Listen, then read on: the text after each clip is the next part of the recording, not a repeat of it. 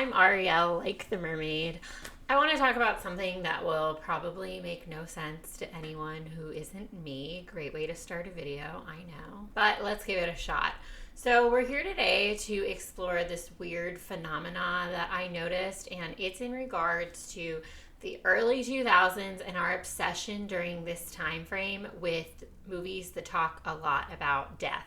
So I'm telling you right now, trigger warnings all over this video. And by all over this video, I mean right now. The trigger warning is happening right now. This is your trigger warning.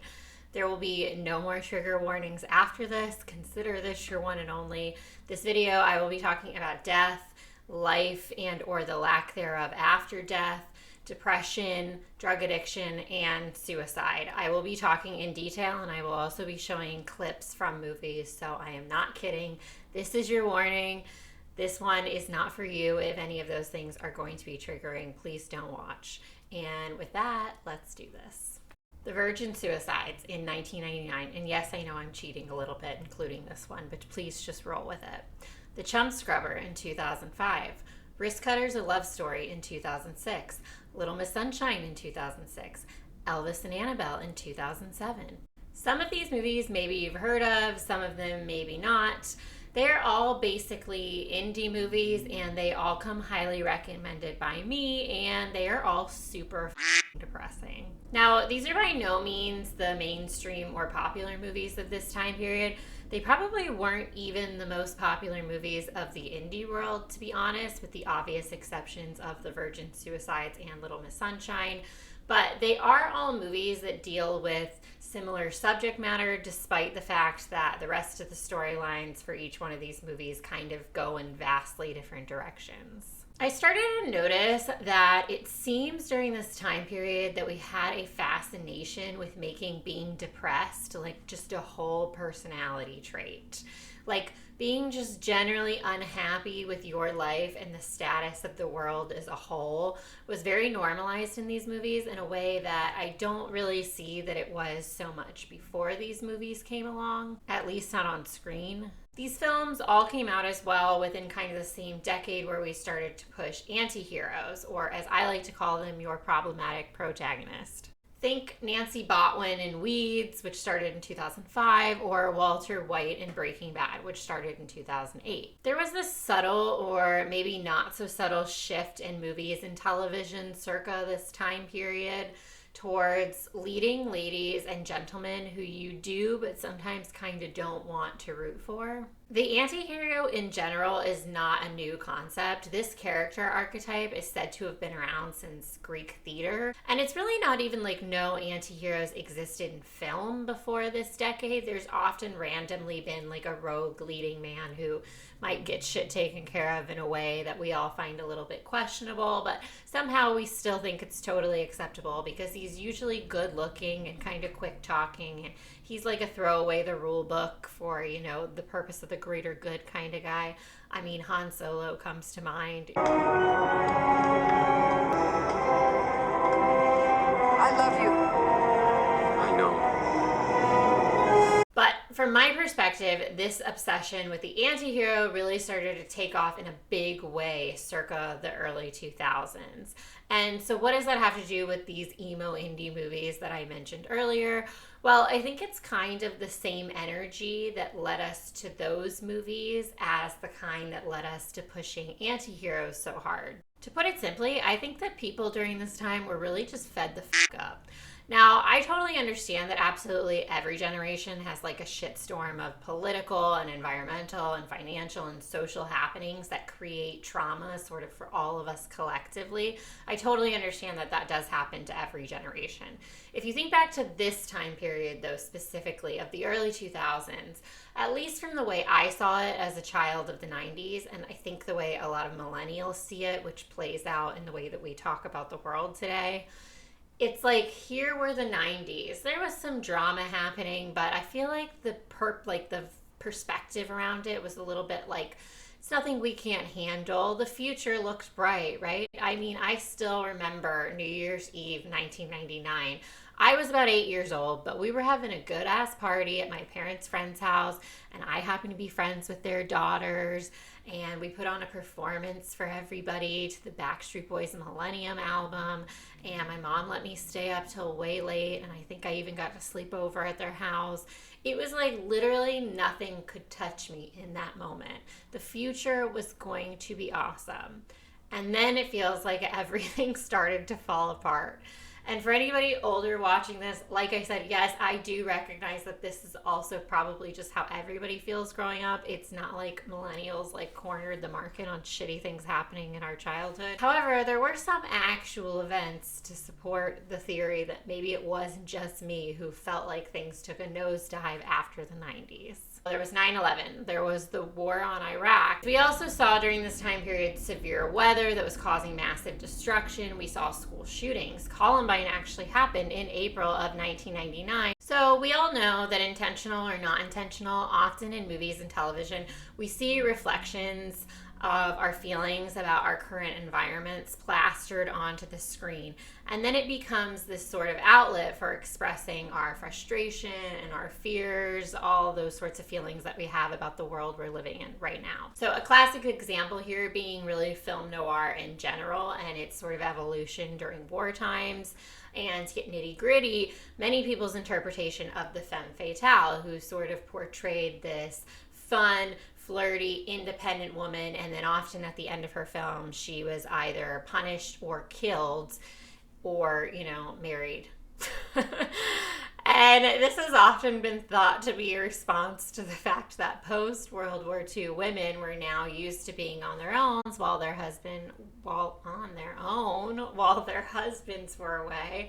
They were having careers, they were running a household all by themselves, and the world didn't end. And some of them actually realized that they really liked this new lifestyle that they were into.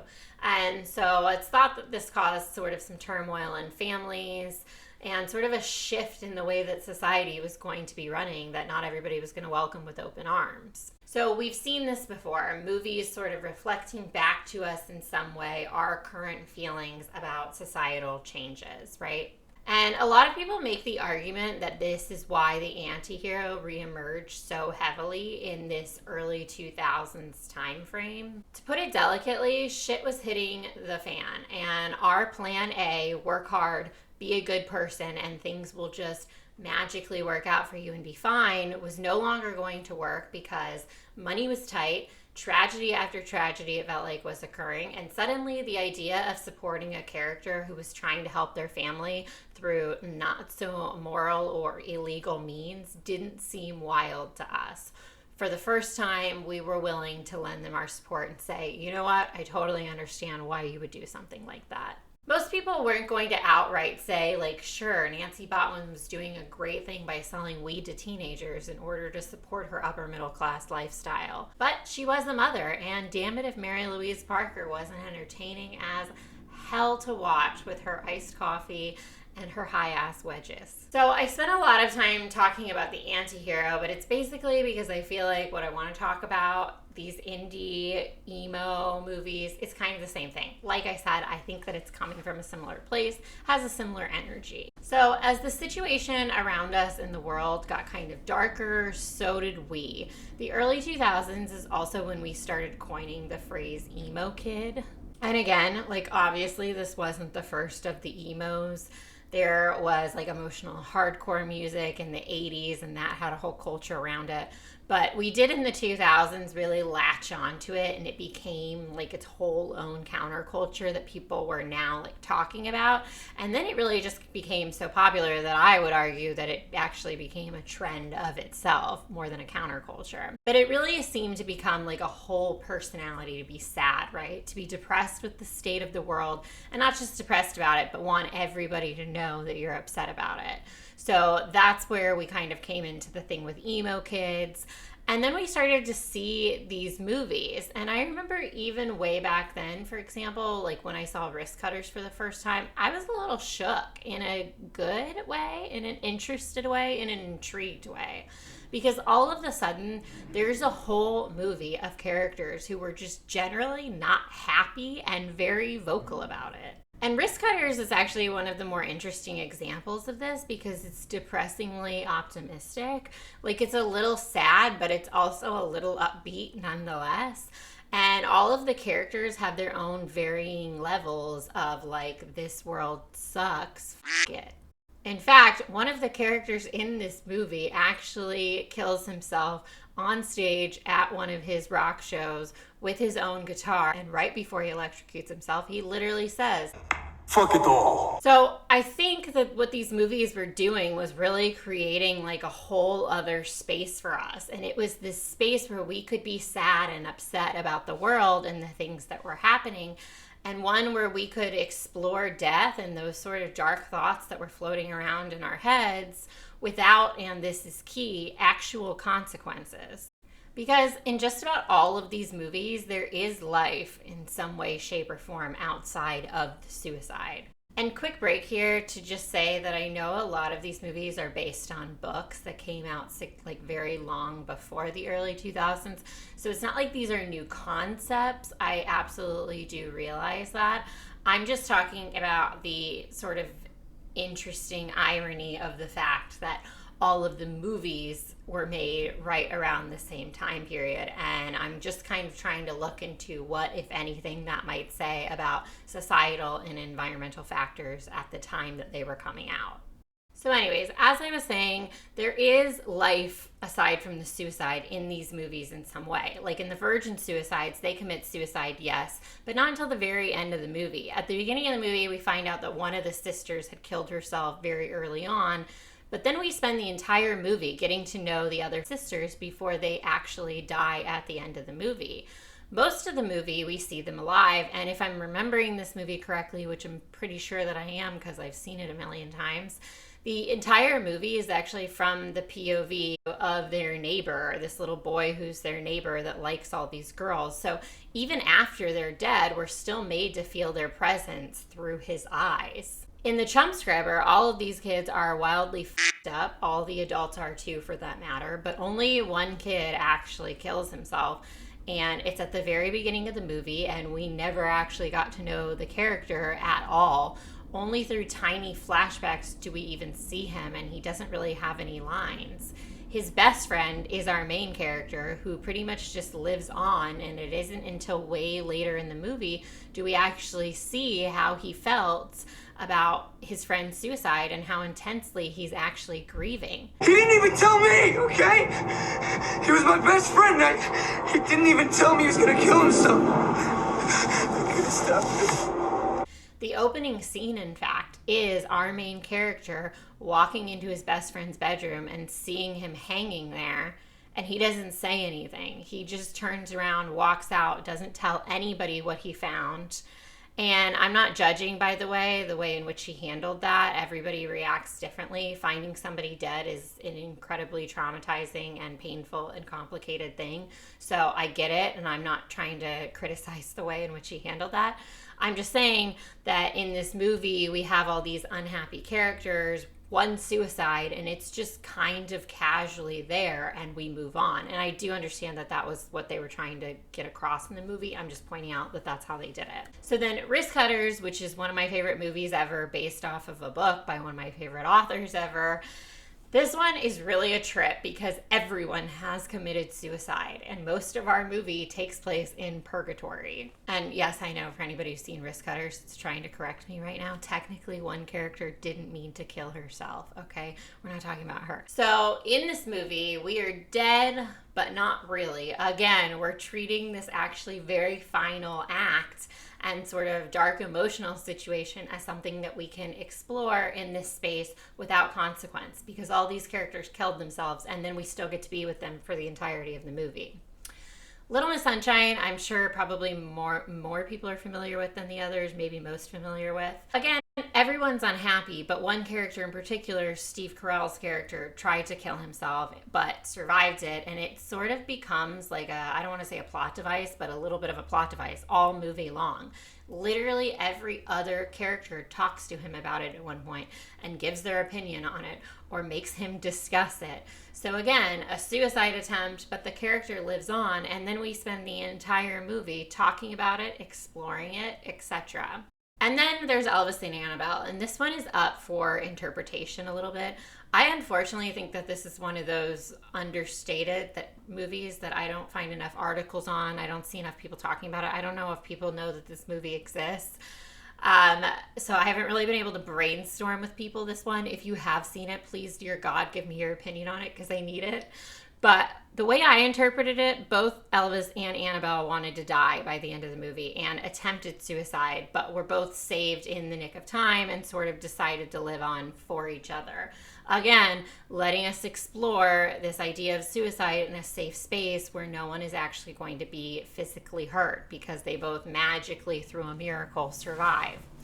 So I think these movies created another space, one where you could explore death without consequence, and also one where you could look just like everybody else, but not feel how you think everybody else around you must feel. Which leads me to this other idea that I think also is very interesting about this time period, and that is that these movies showed us a very average portrayal of the kind of person who may be suicidal. Because all of a sudden you're watching these movies and it wasn't like what the news was saying, like, parents, watch out for your emo kids. They might be suicidal. If they're listening to My Chemical Romance and wearing black, they might be suicidal. All of a sudden these movies were saying, no, that's not the only person.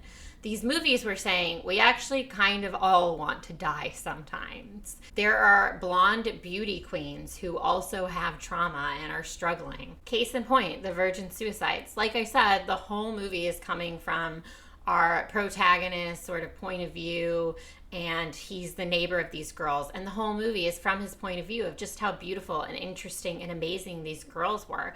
But they were still hopelessly unhappy. Then there's The Chum Scrubber that featured the sort of dark side of the upper or upper middle class suburban teenager. They're stealing their parents' pills, they're dealing drugs, and one of them was mentally struggling and hung himself, and his own best friend didn't know that he was struggling that hard. Little Miss Sunshine featured a middle-aged man who was a scholar and a gay man, and he attempted suicide. This movie thus showing us that even the most brilliant people among us, the most brilliant minds we have, also struggle with mental health. And then finally, there was Elvis and Annabelle, and I actually love this example because in this movie, we get the perfect juxtaposition of Elvis, who basically is an emo kid. He's like a teenage mortician and he smokes cigarettes and he lives in like an old Victorian house. So he's really like your perfect sort of quintessential emo kid. And then there's Annabelle, and she's a blonde bombshell beauty queen, and yet they are both struggling and unhappy. So these movies all illustrated for really the first time that I remember in film that it's okay to be sad, because it's not just people dressed in all black lying in a room with the shades drawn who are depressed and at risk. There's people who are walking around every single day in all different places with all different faces who are struggling with their mental health. And of course, here we find ourselves in 2022 where it's sort of like, well, duh, we know that. But did we know that back then? Because again, before this lovely time that we're living in now, where we talk about our feelings and we express them, I don't think that we always had that. And definitely from my recollection, we didn't always have that represented on screen. It wasn't always common because therapy was expensive, or it was thought to be just for rich people, or even worse, it was thought to be a reflection of your character. Like, if you're having troubles, why can't you just suck it up? And I'm sure many of you who lived through this time period can relate or can understand that that was the mentality and the main narrative in sort of a lot of places when it came to mental health. And so I would argue in the same way that The Anti-Hero was sort of a response, that these movies were a response to that specifically. It's a way to talk about your confusion and depression without it being this thing that sets off an alarm that makes people freak out. These movies took a very dramatic approach. They took us really deep into not just suicide, but sort of what unhappiness and that feeling of just feeling hopeless and desolate can look like, and who it can look like, because it can look like everyone. Similar to how our collective traumas made way for us to accept and even learn to love the anti-heroes of this time, I think that those same collective traumas and the mental struggles that came with them specifically and the lack of resources for mental health support were sort of a perfect combination to lead us into this age of the emo indie movies. And in this space, we finally had a place to explore and to say, I'm unhappy, and then be able to look around and realize that everyone else in the movie is too. And it's not uncommon, and it's not just something that certain people experience. So now that I just talked about suicide for however many minutes it's been, I'll leave up on screen the number for the National Suicide Prevention Lifeline. It will also be in the description. If you need help, please seek it. You deserve it. You deserve to be happy and loved and know that you're valuable. So that's all I got. Let me know. What do you think? Am I making this up, or did you notice that this was a thing too? If I missed any, if you have any other sad, depressing movies that you'd recommend, please drop them in the comment section. I actually probably want to watch them if I haven't already. Despite the intense subject matter, I personally was somebody who really enjoyed these movies and did find them to be sort of therapeutic and helpful. I hope that you enjoyed this video. If you did, please leave it a thumbs up and subscribe and connect with me in all of the spaces. Thank you so much for watching. I'll see you in the next one. Bye, y'all.